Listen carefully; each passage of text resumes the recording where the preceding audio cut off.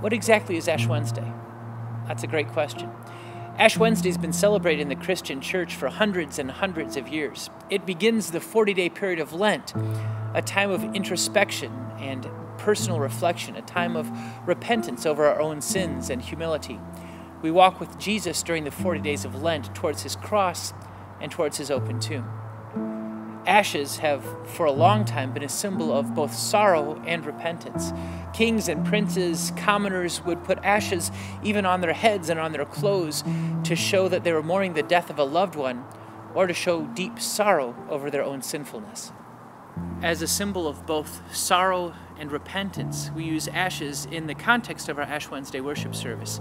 We often take ashes and put it on the foreheads of those in the worship service with the words, "Remember you are dust, and to dust you shall return."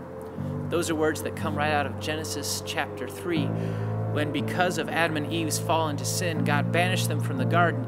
Death was an integral part of the punishment for sin. Death itself comes because of sin.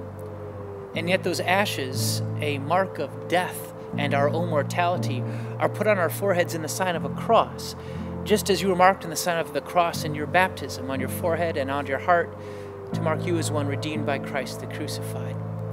So those ashes also are emblazoned on our foreheads to remind us who we are and to whom we belong.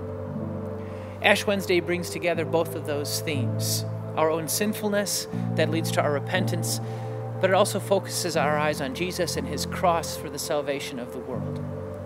If you've never been to an Ash Wednesday service, or if it's been years, I invite you to find a local church, your congregation or another one. Go somewhere this Ash Wednesday worship service as we begin the journey of Lent towards the cross.